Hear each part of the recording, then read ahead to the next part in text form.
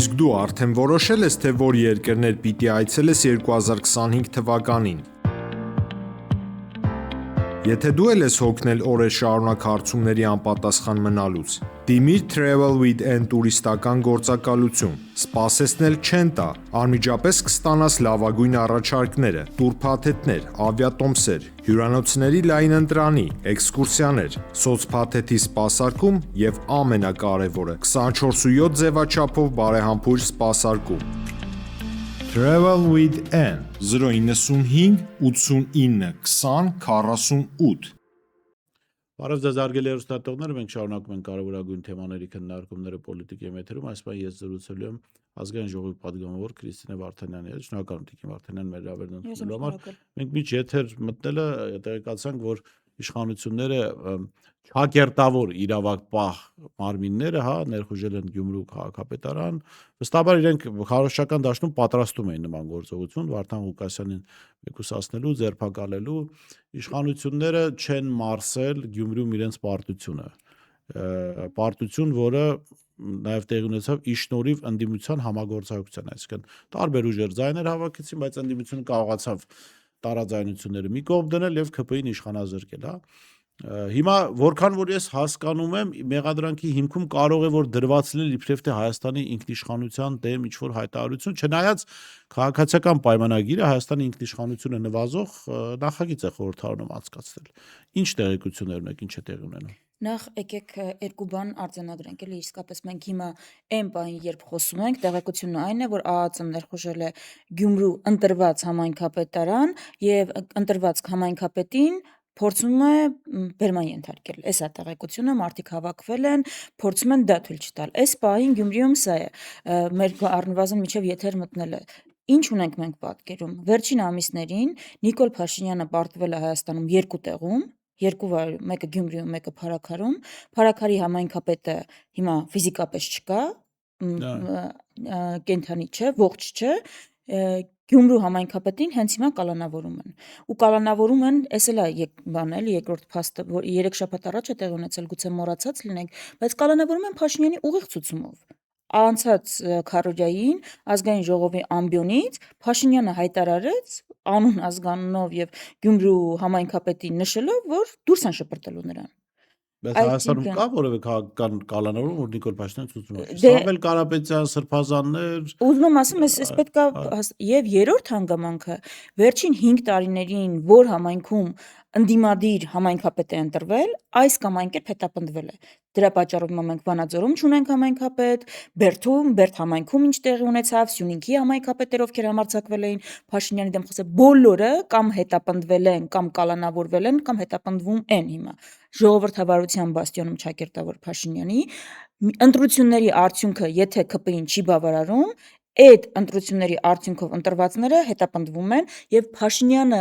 այսպես բջջային մակարդակով չի կարողանում հանդուրժել ընտրություն, որը իր սրտով չէ։ Այսպիսի բան ունենք, պատկեր ունենք։ Հիմա ինչ մեղադրանքով է, իսկապես տեղեկություն չունեմ։ Ենթադրում եմ կարող է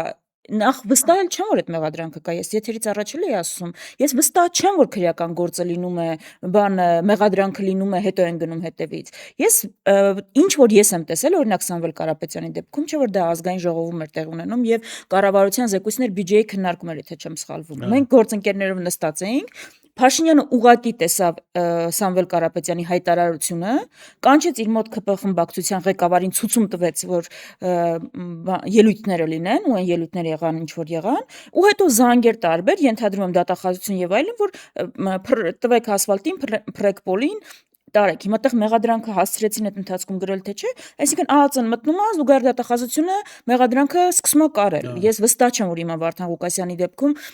այդ պատմությունը չի, եթե անգամ մեղադրանքն էլ կա, կարող ենք մենակ ենթադրել, էլի ինչ գործ կարող է լինել։ Եթե սրբազանների դեպքում մենք ունենք այդ կտրտած իրար կպցրած ձայնագրությունները, որ շոկ առաջացրեցին, հիմա նման մի բան էլ վստահ եմ այստեղ է լինելու։ Կարա լինի ենթադրյալ կաշառքի գործ, կարող է լինել պաշտոնների նշանակման հետ կապված, կարող է լինել հայտարարությունների հետ կապված դրա վրա են շեշտադրում իբր ինքնիշխանությունը վնաս տալ, բայց այստեղ էլ ձեր ասածն է։ Եկեք հասկանանք, էլի այդ ինքնիշխանությունը ինչ պոզով պոչով կենթանի է, որ ընդդիմությունը հարցականի տակ է դնում, վնասում է այդ ինքնիշխանությանը։ Փաշինյանը պաշտպանում է, ո՞նց է պաշտպանում, որ ադրբեջանական զորքերը Հայաստանի տարածքում են, Հայաստանում ինչ երկրի դրոշ ասես կա, այստեղ ներկայություն ունեն, ամեն մեկը մի հատ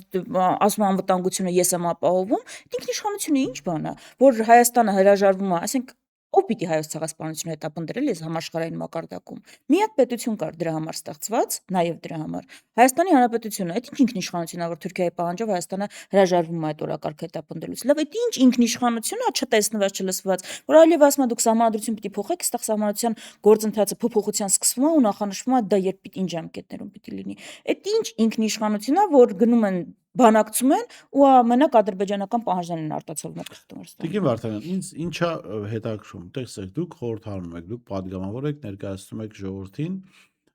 եւ հնարավորություն ունեք շփվելու արևմտյան, չգիտեմ, կառույցների ներկայացուցիչների հետ։ Լավ, երբ պետք է մենք որպես հասարակություն տեսնենք նաև մեր падգամավորների ուղերձ այդ արևմտյան կառույցներին, հրապարակային ուղերձ, որ սիրելիներս դուք եք ժողովրդավարության դրոշակակիրները իբրև թե աշխարհում, տարբեր երկրների ներքին գործերին եք խառնվում ժողովրդավարություն իբրև թե տարածելու անվան տակ, բայց էս է ձեր ժողովրդավարություն, սա են ձեր հովանավորյալները ներկայացնում որպես ժողովրդավարություն, որովհետև օրերս այստեղ մեր հաղորդման հյուրն էր Հայկ Նահապետյան քաղաքագետ եւ հետաքրքիր առաջարկ արեց, որ եթե ուզում եք եկեղեցու դեմ Փաշինյանական հարձակումները կանգնեցնելու, գնացեք իրենց տերերի դեսպանատների դեմ բողոքեք, ասեք պահանջեք, որ դադարեցրեք այս ամեն ինչը։ Ասում եք այդ մարդկանց եւ ինչու հրապարակային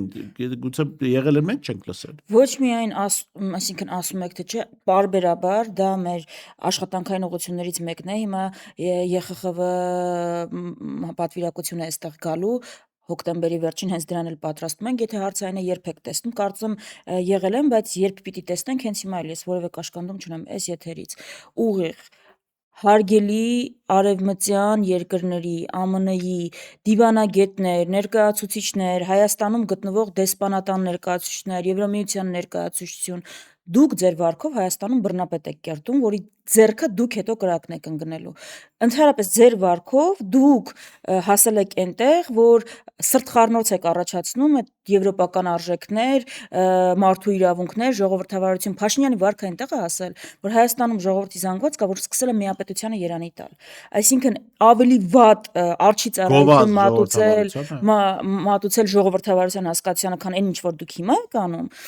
ես դժվարանում եմ պատկերացնել։ Ես գիտեմ ավելի, եկեք բաց խոսենք, ես գիտեմ Փաշինյանը ինչ է վաճառում, պատահական չէր, որ սրբազան շարժմանը կտրած ձայնագրությունները անգլերեն էին թարգմանվել։ Փաշինյանը վաճառում է արևմտյան երկրների ներկայացուցիչներին եւ գործընկերներին, որ այստեղ ինքը կանխում է օտար պետությունների հեղաշրջման փորձը եւ եթե չեն ուզում, որ լինի Վրաստանի օրինակը, ինքը պետք է կանխարգելիչ քայլեր ձեռնարկի եւ դրա համար իրեն պետք է աջակցություն։ Փաշինյանի վաճառքը դա է։ Հիմա շատ ուղիղ պատասխանենք։ Դրա համար է, որ Բագրատ Սրբազանը արդեն որերորդ անգամ հրապարակային ուղերձով եւ դատարան դալիճում հարցնում է. վերջ այդ ռուսական հետքը, որ տենց հայտարարում եք, գտակ, ինչ փաստ ունեք, որ շարժումը, որ Հայաստանում տեղի է ունեցել արտաքին կոնկրետ ռուսական հետքով։ Որևէ Սրբազաններից մեկի սեյֆում ռուբլի էին գտել։ Իհարկե դե կողքը դոլար էլ կար, բայց եվրո էլ կար, դե հացից եւ դրամ կար։ Հիմա Փաշինյանը ոչ թե Հայաստանը պաշտպանում է ժողովրդավարությունից, այլ այնպես է անելու, իսկապես հասնելու ենք մենք այն կետին, որ հեղինակությունը եվրոպական ներկայացուցիչների ու այն արժեքների, որ իրենք ներկայացնում են, մարդկանց մոտ բնական հակազդեցություն է առաջացնելու ու ուղղակի մարդիկ սկսելու են հեգնանքով վերաբերել, անլուրջ վերաբերել, որի ընթացքի մեջ ենք արդեն։ Մենք տեսնում ենք, ինչ հեղինակություն ունեին, օրինակ 7 տարի առաջ որևէ եվրոպական երկրի դեսպանի հայտարարությունը, որևէ կառույցի հայտարարությունը, հիմա տեսնում ենք օրինակ Շարլ Միշելի հայտարարությունը, որ ես կպաշտպանեմ Արցախը ու երաշխիքներ կլինի անվտանգության ու հայաթափված Արցախը, ու արդեն եվրոպական երկրներում են այդ պաշտոնյաներին հեգնում։ Հիմա նույնը Հայաստանում է կատարվում, եթե լավագույնը, որ ինչը դուք կարող եք անել, եթե ավելին չեք կարող անել, թույլ մի տվեք Փաշինյանը ձեր անունից խոսի, որովհետև ավելի ուղիղ պղծում, ոտնահարում ու արժեզրկում են արժեքների, որ դուք եք ներկայացնում կամ հայտարարել եք, որ պիտի ներկայացնեք, դժվար է պատկերացնել։ Դրա համար այստեղ մենք կաշկանդում չունենք, բայց խոսքը արդյունավետ աշխատանքի մասին է։ Դրա համար այս փաստերը, որ ես այսպես խոսում եմ, օրինակ համայնքապետերի հետապնդումը։ Մենք հավաքագրել ենք եւ փաստերով ներկայացնում ենք մեր падգամավորները, որ այդքան նաև քննադատվում են տարբեր գործողումների գնալու համար, այնտեղ իրենց փակ եւ բաց հանդիպումների գործը հիմնական դա է, բացի խոսելը Արցախայերի իրավունքներից, Հայաստանի անվտանգությունից, այս ժողովրդավարության խնդիրը պատահական չի, որ ընդամենը 2 օր առաջ Եվրոպական խորհրդանի ամենամեծ ֆրակցիան, որը սոցիալիստների ֆրակցիան է, իրենց կոնգրեսներ, այսինքն Եվրոպական միության սոցիալիստական կուսակցության կոնգրեսներ, որտեղ մենք, քանի որ սոցիալիստական ընտանիքի անդամ ենք, մասնակցում ենք եւ բանաձև ենք անցկացրել, որը բացի նրանից, որ խոսում է Արցախայերի իրավունքներից, խոսում է Հայաստանի անվտանգությունից, նաեւ փաստում է խնդիրները Հայաստանի ներքին ժողովրդավարության եւ ասում է, որ պետք է մոնիտորինգ իրականացվի եւ հասկանա այստեղ ինչ է։ Այսինքն այս ուղղությամբ անդիմադիր падգամավորները իհարկե աշխատում են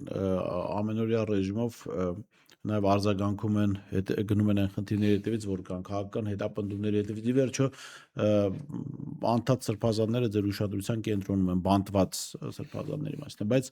այդ որ զեկույցները տանում եք եվրոպացիներին, միամտություն չեք անում, որովհետև ես կարծում եմ առանց դες իրանք շատ լավ գիտեն ինչ է անում Նիկոլ Փաշինյանը։ Այստեղ ունեն դեսպանատներ, վստահաբար հետախուզություն Հայաստանում անգամ Սոմալին երևի թե հետախուզություն ունի, հա։ Սա միամիտ ակնկալիք չէ արևմուտքից, որ իրենք գուցե մտածեն, տեսեք Հայաստան դաշինքը, դաշնակցության падգամավորներ, ինչքան փաստված օրինակներ են բերել, որ սա իրենք գիտեն, որ այս մարդը բռնապետ է, իրենց հենց այսպիսի Նիկոլ Փաշինյան է պետք, որովհետև ներողություն,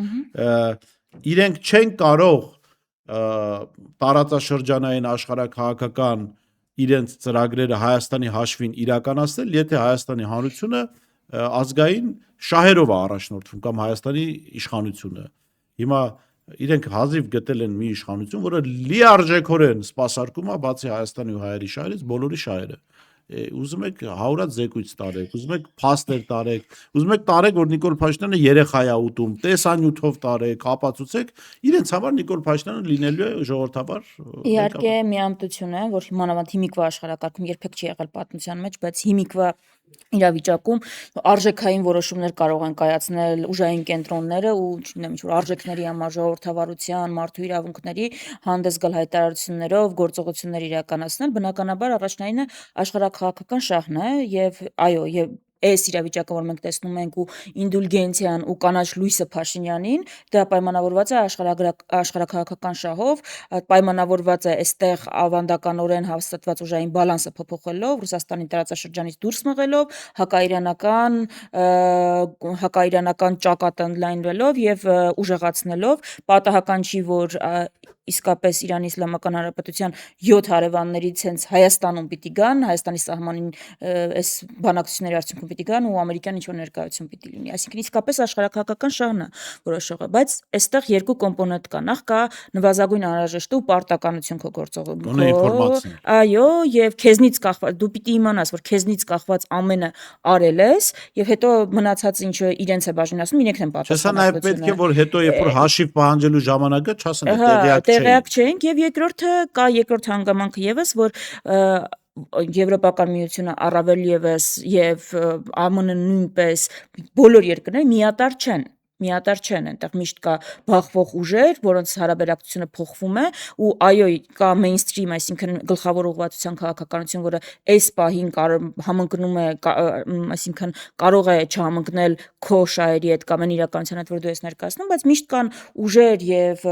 պետություններ երբեմն, ում հետ շահերի համընկնում կա։ Օրինակ պատահական չի, որ Շվեյցարիան կյանքի է կոչել խաղաղության նախաձեռնություն, որտեղ խոսվում է Արցախահայերի վերադարձի իրավունքի մասին։ Ասա մեզ պետք է, այստեղ համագործակցության տեղ կա, այո, պետք է համագործակցության տեղ կա, ուրեմն պետք է համագործակցել։ Կա Կանադայի հետ նման համագործակցության տեղ, այո, կա, պետք է համագործակցել։ Այսինքն տարբեր են, միատար չի ոչ մի երկիր, առավել եւս որևէ միություն։ Դրա համար մեր մոտեցումը Փաշինյանի հետ որն է, այսինքն մենք կարող ենք միշտ ֆիքսել տարբերությունը նկատի ունեմ։ Փաշինյանը ինչ է անում, որևէ երկրի հետ հարաբերություն են ֆիքսում է այնտեղ որտեղ տարանջատում կա, բան կա, ոչ համընկնում կա, ասում է, այ եթե սա կա, եթե Իրան դա է պետք։ Ուրեմն վերջ, մենք իրար հետ գործ ունենալ չենք կարող։ Եթե Ռուսաստանը մեր ուզած բառապաշարով, մեր ուզած հարցին չի անդրադառնում, վերջ, ինքը մեր դաշնակիցը չի։ Մեր մոտեցումը հակառակն է։ Բոլոր պետությունների հետ գտնել այդ հատման տեղերը, որտեղ կարող ենք համագործակցել, ոչ թե տարանջման տեղերը, հա, ի վերջո մենք այդքան ներուժ ունենք հիմա տարբեր աշխարհակահաղական կենտրոններին պատերազմ հայտարարել, նեղանալ, ասենք օրինակ պատկերացնում եք, մենք Իրանը մեր դաշնակիցն է, չէ՞, ու դա այդպես է, բարեկամական, եղբայրական երկիր է։ Պատկերացնենք, եթե մենք ֆիքսվենք այն հայտարարության վրա, որ Իրանը պատերազմից հետո ճանաչել է Ադրբեջանի տարածքային ամբողջական, ասենք, այ եթե տենց է, ուրեմն վերջ, ոչ մի բարեկամական, չէ, տենց չի աշխատում միջազգային հարաբերությունը։ Դրա համար նույն սկզբունքն է բոլորի հետ, դու ունես պարտականություն, քեզնից կախվածը պիտի անես, մնացածը այո, աշխարհակահաղական շահերը այստեղ դերակատար են։ Դրա համար էլ առաջնահերթություններ պետք է ընտրել, այսինքն քո արտաքին քաղաքական հարաբերությունում ու հասկանալ, որ երկիրը ինչ չափով կարա մասնակցի քո խնդիրների լուծմանը, բայց առնվազն այդ prevent քայլեր իրականացնել կանխարգելիչ եւ քո մասը անել գործի, դա մենք պարտավոր ենք։ Հիմա տեսեք, մենք տեսնում ենք այս ապօրինությունների շարքը, համայնքի ղեկավարների, հոգևորականների, քաղաքական գործիչների, եւ ես ասեմ, որ ընդհանրապես սրանք խեղաթուրում են բան, հա, իրականություն ասում են, այ որ դուք ասում եք քաղաքական հետապնդում, բա ինչ գիտեք այդ հանցագործությունը տեղի ունեցել է թե ոչ, եւ այստեղ մի հետաքրքիր պատասխան ես գտա այդ հարցին, որ իրականում քաղաքական հետապնդում կարող է համարվել անգամ այն դեպքը, երբ հանցագործություն կատարվել է եւ դու հետապնդում ես։ Ինչու՞, որովհետեւ եթե դու աչքաթող ես անում հանցագործներին, որոնք քո դեմ չեն խոսում եւ ֆիքսվում ես այն մարդու վրա, որը ենթադրաբար հանցագործություն է գործել, բայց քո դեմ նաեւ գործում է որպես ընդդիմություն, այդ դեպքում այսինքն քո մոտիվացիան հանցագործության կանխումը չի։ Չնայած այս նախորդ բոլոր դեպքերում չկա հանցագործություն։ ԵԽԽՎ-ն այս հարցին պատասխանել է ու դրա համար այո, մենք թյուրըմբռնում ունենք ու երբ ասում ենք քաղհալածյալ, քաղհետապնդող, տպավորություն ասում ենք մարդը սուրբ է։ Սուրբի եւ ոչ սուրբի մասին չենք խոսում։ Որն է համարվում քաղաբանտարկյալ կամ քաղհալածյալ։ ԵԽԽՎ-ն 5 չափորոշիչ է սահմանել ու դրանցից կարևորագույնն է, այսինքն որ պարզ լեզվով բացատրեմ հասկանալ։ Եթե մարդը անգամ հանցան գործելու դեպքում հետապնդվում է ավելի խիստ իր քաղաքական հայացքների համար, ավելի խիստ կերպով, ավելի ոչ համաչափ կերպով, օրինակ մի դեպքում այլ քաղաքացու նկատմամբ որ ունի քաղաքական հայացքներ կամ իշխանական հայացքներ, կալանք չի կիրառվել նույն գործունեության համար, բայց այս մի դեպքում ով քաղաքական հակառակորդ է, կալանք է կիրառվել։ Եթե մի քաղաքացու սիրուն ակուրատնի բերման են ենթարկել կամ հրավիրել են, մյուսին ծեփել են ասֆալտին եւ նոր են տարել, այդ բոլորը վկայություններն են քաղաքական հետապնդման, այսինքն ավելի պարզ բանաձևը հետեւյալն է. եթե քաղաքական հայացքներիդ համար քո նկատմամբ դրսևորվել է տարբերակված խտրական մոտեցում, դա դու քաղհալածյալ ես կամ քաղբանտարկյալ ես։ Եվ ամենևին իհարկան չհանցագործել եղել է, թե այո, դու կարող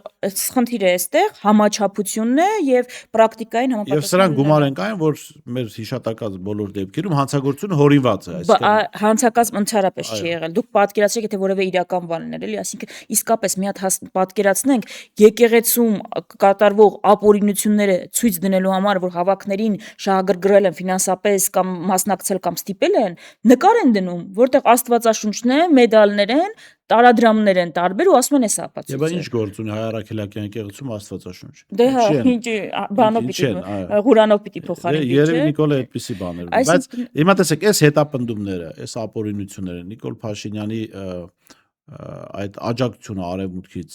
ինչ ենք հեսա ֆիքսեմ, ինչ ենք ասում արևմուտք անդադ, ոչ թե այն իմաստով որ մենք արևմուտքին դեմ ենք, այլ այն իմաստով որ ժողովրդավարության, մարդու իրավունքների մասին միշտ արևմուտքն է խոսում։ Իրենք ունեն հանձնարարությունը, իրենք են ասել, մենք ենք աշխարհին բերելու, դեսպաններն են ժողովրդավարը ավելի աշխարհին։ Հիմա տեսեք, այս ապօրինությունները, այս ամեն ինչը որ տեղի է ունենում,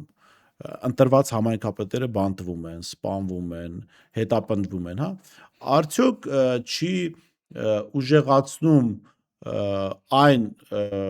գործիչների պնդումները, որ ընտրությունների գնալը անիմաստ է։ Ես հենց նոր միջև եթեր մտնելու Մտածում եք այդ հարցը։ մեկնաբանություններում բանավեճ էր, դրա համար հենց դա էր, այսինքն օգտատերից մեկը գրել էր, որ դե տեսեք, որ ասում ենք Փաշինյանին ընտրություններով հաղթել հնարավոր չի։ Ես այս հարցին իսկապես ուզում եմ անդրադառնալ։ Եթե այդ մոտեցում ունենանք, ուրեմն Փաշինյանին հաղթել հնարավոր չի։ Եթե այդպես է մոտեցում, այսինքն եթե դու ընտրված համայնքապետին էլ չես կարողանում կանխել, ուրեմն ընդհանրապես պիտի հաշտվենք մտքի հետ, որ Փաշինյանը անհաղթարելի է։ Խնդիրը դա չէ։ Խնդիրը այն է, որ Փաշինյանին պարզ ու մի գործողությունով հնարավոր չի հաղթել, որ ցանկացած անգամ ընտրվելու դեպքում պաշտպանելը այդ ընտրությունը հարկավոր է լինելու։ Այսինքն ոչ ստանդարտ իրավիճակում ենք մենք ու այո, որոշիչը լինելու է հակազդեցությունը Փաշինյանի գործողությունը։ Հակազդեցություն, երբ որ ես ասում եմ, հիմա ինչ էր Փաշինյանը անցած շաբաթ բացի հայտարարից անցած քարոզիայի, որ պիտի դուրս շպրտեն, հայտարարից ուղիղ նաև որ ուժերին չեն գրանցելու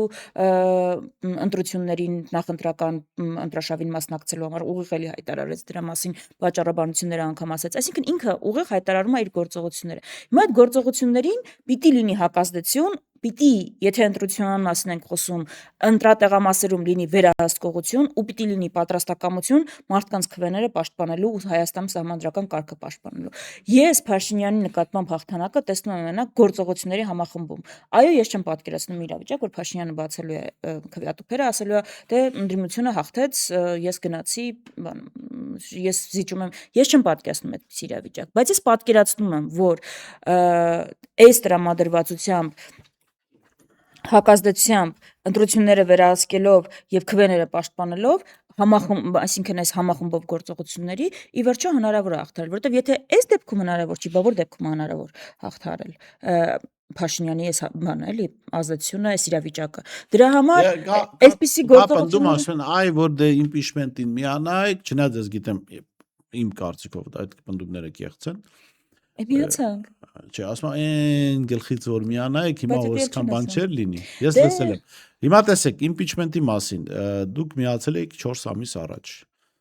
Բայց դե քարոզչական անդադ հարվածներ ձեր ուղությամբ եւ չասեմ ստիպված, բայց հետաքրքիր քայլ արեց ձեր խմբակցությունը,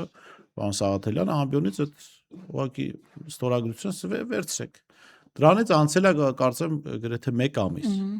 Քանի ԿՊԱ-կանը միացել այդ impeachment-ը։ Քանի ԿՊԱ-կանը մի կողմ թողնենք, այդ ֆրակցիայի պատգամավոր Իշխան Զաքարյանը միացել է, քանի անկախ պատգամավորը միացել, ընդհանրապես ինչ զարգացում ունենք։ Մենք ինչու արեցինք։ Այսինքն մենք իսկապես միացել էինք առաջին օրվանից, հայտարարել էինք, որտեղ քաղաքական ուժի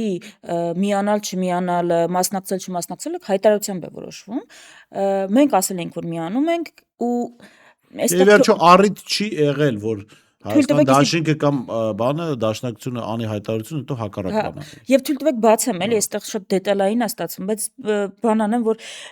մեզ այդ հայտարարությունից հետո որ չէ, տեխնիկապես հրապարակեցին իրենց ստորագրությունները եւ տպավորություն ստեղծելով, որ այն ստորագրությունները չկա, որ հենց հիմա այդ ստորագրությունները պետք են գործընթացը սկսելու համար։ Մենք քանի որ ես միշտ էսա եմ ասում, երևի մեր ամենամեծ խնդիրն է, որ ուղիղ անկեղծ քաղաքական ուժ ենք ու այդ մանևրներին շատ լավ գուցե չենք տիրապետում կամ չենք կարծում, որ պետք է տիրապետել, դու հասկանում ես, որ քաղաքական գործընթացները փոփոխական են։ Մեր մի падգամավորը կալանավորվեց այդ ընթացքում, մյուս падգամավորը դուրս եկավ, այսինքն դու հասկանում ես, որ 4 ամիս հետոյի գործընթացի համար հիմա ստորագրություն տալը պետք չի, որովհետև այս իրավիճակում կան անկանխատեսելի է, որ այդ թուղթը վաղը կարող է իմաստ չունենա։ Մեր ամբողջ ասածը դա էր, բայց այո, քարոզչական որ ստորագրությունները չկան, դրա համար հրապարակեցինք ստորագրությունը։ Մի քանի ամիս հետո քարոզչությունը հասավ այնտեղ, որ ԿՊԱ-կաններ կան, որ պատրաստ են միանալ, թիվ նշվեց 7, եթե չսխալվում, բայց մեր ստորագրություններն են պակաս։ Մենք էլ հասկացանք, որ ավելի անխոցելի դիրքում ենք հայտնվում, եթե այդ ստորագրությունները ասենք վերցրեք ու բան արեք, եթե այդ ածես պակաս, այդ 7 падգամավորը որ միանա, խնդրեմ։ Նաև խուսափելու համար այդ շարքումներից, որ օրինակ հիմա ես պատկերացնում եմ ինչ ստատուսներ կգրվեին, եթե impeachment-ի միացած լինեին, այդ ստորագրությունը մեր մոտ լիներ, Վարդան Ղուկասյանը չէր կալանավորվի, Միքայել Սրբազանը չէր կալանավորվի։ Հիմա ավելի ես չգիտեմ հաշվարկը ճիշտ ասած որներ, բայց հիմա տեսնում ենք, չէ, որ այդ ստորագրությունները չէր հարցը, այդ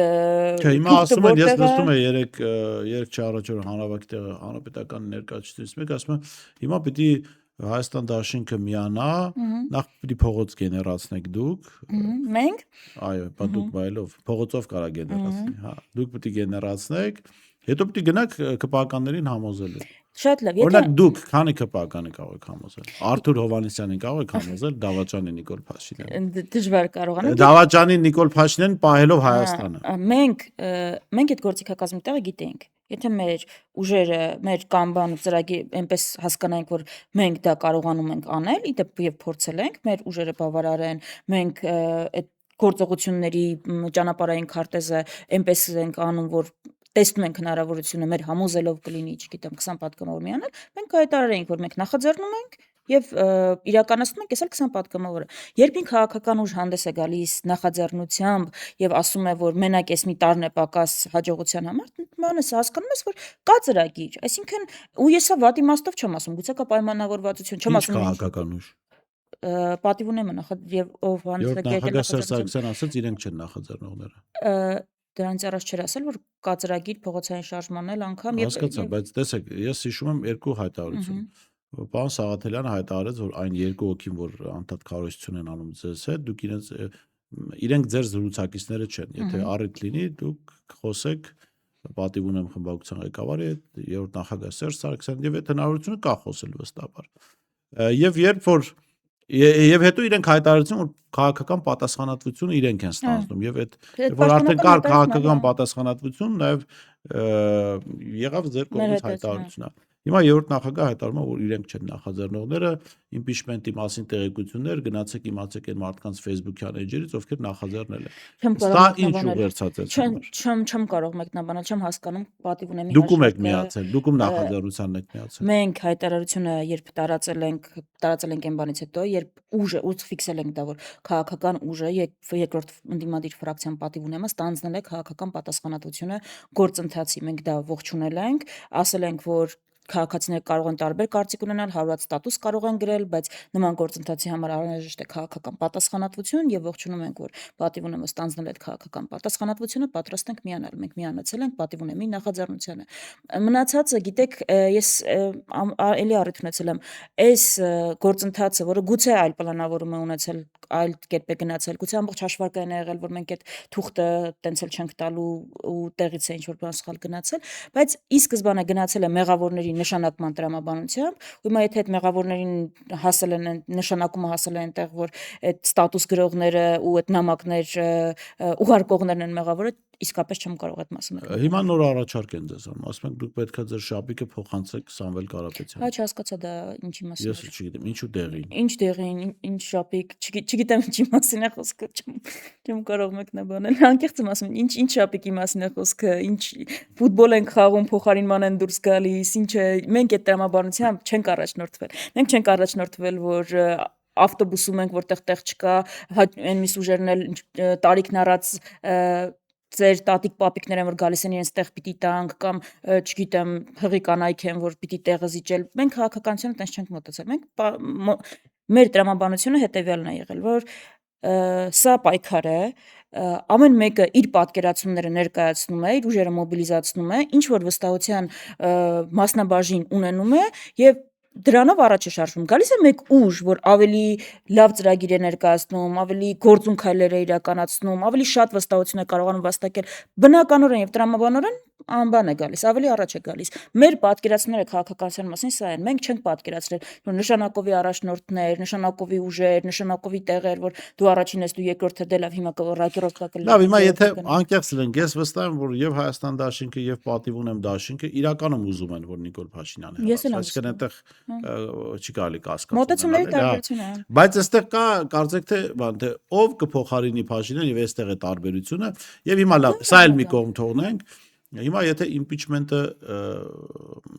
երկրորդ նախագահ Քոչարյանը ձեր դաշինքի առաջնորդը հայտարարեց, որ իր համար ողջամիտ ժամկետը մինչև դեկտեմբեր տարվա ավարտ, հա։ Եթե ողջամիտ ժամկետը ավարտվում է։ Ես ասում եմ, պատիվ ունեմի падգամավորն է հայտարարել, որ իր համար ողջամիտ ժամկետը դա է Թագուհի Թովմասյանը, H2-ի տաղավարում։ Ես չգիտեմ, եթե մենք այս թեմայում ավել բան ունենք ասելու։ Ես ուզում եմ գնահատական լինելու է, որ հարգելի ընկերներ, դուք արդար չէիք, դուք Մենք հիմա խոսում ենք այդ ոչ արտելնելու, մեզ թիրախավորելու, մեղավոր նշանակելու, ուր են վերջ այդ падգամավորները, որ պիտի միանային։ Ուղղակի խնդիրը մեր մոտ միշտ հետեւյալն է եղել։ Հիմա նայեք, մենք խոսում ենք այն ժամանակ, երբ որ Վարդան Ղուկասյանին կալանավորում են։ Նիկոլ Փաշինյանը հայտարարում է, որ դաշնակցության դեմ արշավալնելու կամ չգրանցել կամ փակելու մասին, ել չասած այդ արտաքին մարտահրավերները, որ պայմանագիրը, որ նախաստորագրված է, կարող է ստորագրվի։ Այս ամենի մեջ, երբ որ ունես սահմանափակ ռեսուրսներ, դու ընտրում ես ինչի վրա կենտրոնանաս։ Մեր մոտեցումը դա է, ու մեր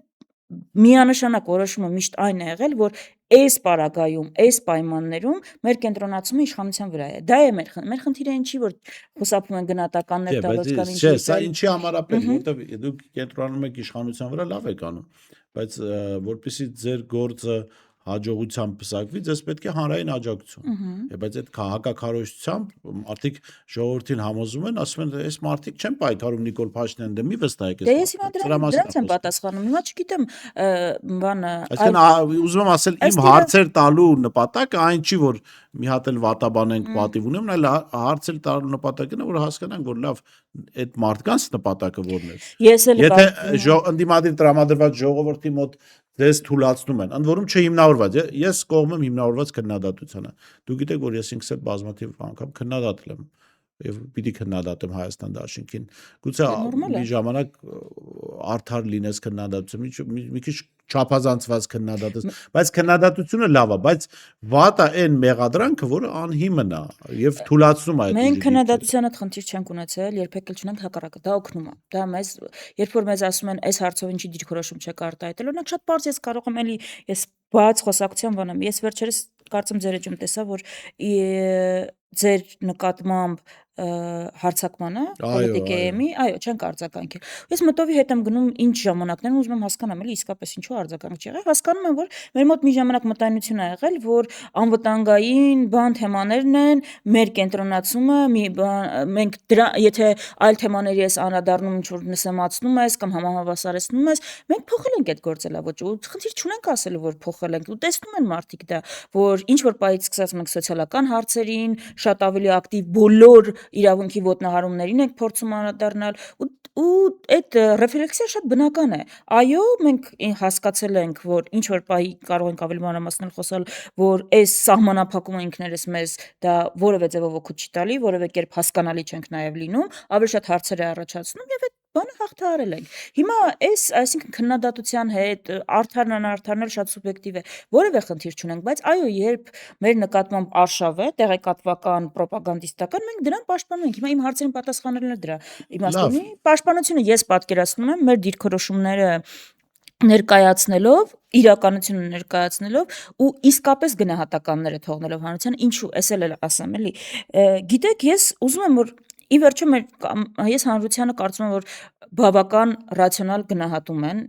ի վերջո ռացիոնալ, ու ես ուզում եմ նայեք էլի գործիչներին, ընդդիմադիր նայեք, իշխանական նայեք, ես ինձ պարտական եմ զգում, որ երբ անգամ անհամաձայնություն է լինում, ես ինձ ԿՊԱ-կանի պես չպահեմ։ Ու նայեք ու գնահատեք հիմա ոնց է։ Նայեք այն ընդդիմադիրներին, ովքեր չնչին անհամաձայնության դեպքում սկսում են խոսել ԿՊԱ-կան բառապաշարով։ Նույն ես այդտեղ պիտի որպես լրագրող նավես տարիների գործունեությամբ արձանագրում, դաշնակցությունը բացառություն է այդ իմաստով։ Դուք չունեք ոնց որ այդ խելապակած զոմբիներ, բայց եկեք վերջին իշխանությանը վերադառնանք, այո։ Չունեք, որ փող չունեք, թե չեք ուզում ունենալ, Չէ, մենք այդպես չենք պատկերացնում։ Մենք պատկերացնում ենք գաղափարական մեր ընկերները դաշնակցությանը երթում են տվել գաղափարներին հավատարիմ լինելու համար, ու այդ ընկերները պատրաստ չեն ֆեյքային հաշվների։ Լավ, հիմա 2026-ի ընտրություններ, ժողովրդի մոտ այսպես ձևավորվել է խաղաղության պահանջ։ Բնական է։ Նիկոլ Փաշինյանը ստում է, որ ինքը խաղաղություն է բերել, դա հասկանում են ցանկացած մարդ, ով տեսել է Նիկոլ Փաշինյանի գործունեությունը։ Նիկոլ Փաշինյանը խաղաղություն չի բերել։ Հիմա պետք է խոսել խաղաղությունից, ժողովրդին առաջարկել խաղաղության մոդել։ Եվ այս իմաստով, քարոզչական իհարկե իմաստով, ես իհարկե լավ հասկանում եմ, որ դաշնակցությունը իր նաև կենսագրության իմաստով եւ արտաքին կապերի իմաստով աշխարհակաղակական իրավիճակը շատ լավ պատկերացնում եւ դժվար թե արկածախնդրության ցանկություն լինի, բայց կարծեք թե քարոզչական իմաստով շատ դժվար կլինի դաշնակցությանը առաջին հերթին համոզել ժողովրդին, որ դուք խաղաղություն կարող եք բերել, ինչու, որովհետեւ նախ ոնց որ ասած ձեր ուժեղ կողմերը հիմա ձեր դեմ են խոսելու, ինչու, որովհետև Դաշնակցությունը մասնակցել է Արցախի ազատագրմանը, հա։ Դաշնակցությունը վերջին պատերազմում ամենաշատ զոհերն է տվել քաղաքական միավորների իմաստով, հա։ Ձեր տասնյակ ընկերներ զոհվել են 44 օրյա պատերազմում, այսօր էլ վստահ եմ շատ դաշնակցականներ սահմանին կանգնած են, հա, եւ այս կերպարը հայրենիքի պաշտպանության իմաստով դրական ձեր կողմը ոնց որ ձեր դեմ է խոսելու։ Մարդիկ դժվարությամբ կհավատան, որ տասնյակ ընկերներ կորցրած դաշնակցությունը, Արցախի ազատագրմանը մասնակցած դաշնակցությունը կարող է խաղաղություն բերել։ Նախ այդ ընկերները եւ բոլոր նահատակները դաշնակցության նահատակվել են խաղաղության համար։ Մենք նվաճողական պատերազմներ չենք մղել։ Մենք արկածախնդրություն չենք իրականացրել։ Ամբողջը կառուցված է եղել կլինի Օսմանյան կայսրությունում, կլինի Արցախում, քո ժողովուրդը որտեղ ապրում է, իրեն պաշտպանելու տարի վրա։ Վաղն էլ Հայաստանի սահմանին հարձակում լինի, դաշնակցականները առաջինը նետվելու են պաշտպանելու։ Այդ պաշտպանության մասին է, հարձակման մասին չէ։ Թերապես դաշնակցությանը եւ Հայաստանին դժվար է մեղադրել, վերջի անգամ նվաճողական պատերազմ կարծեմ Տիգրան Մեծի ժամանակ ենք մղել։ Բայց ճիշտ է, խաղաղության օրակարգ է լինելու, դա բնական է, ոչ միայն որ հետ պատերազմի երկրում ենք մենք ապրում, այլ ընդհանրապես մենք խաղաղասեր ժողովուրդ ենք։ Դուք տեսել եք, որ մարդը փողոցում մի հատ իրան տարօրինակ բանատեսնում ինչ է անում։ Չի միջամտում, չէ, կռիվ չի, խաչակնքում անցնում է շարժից փորձանքից հեռու է տրամաբանությամբ, այսինքն այդ խաղաղության պահանջը բնական պահանջ է եւ խաղաղությունը այլընտրանք չունի, դրան դեմ խոսելն է մի քիչ հիմարություն, էլի։ Խնդիրը այստեղ է, որ մեզ այդ արկածախնդրության դաշտում ուզում են տեղավորել, այսինքն դա եղել է նաեւ բոլշևիկյան քարոզ, եղել է 30 տարիների հիմնական թեզ մեր նկատմամբ, մենք ուրիշ բան կարող ենք առաջարկել ու այս անդհատ խոսելով։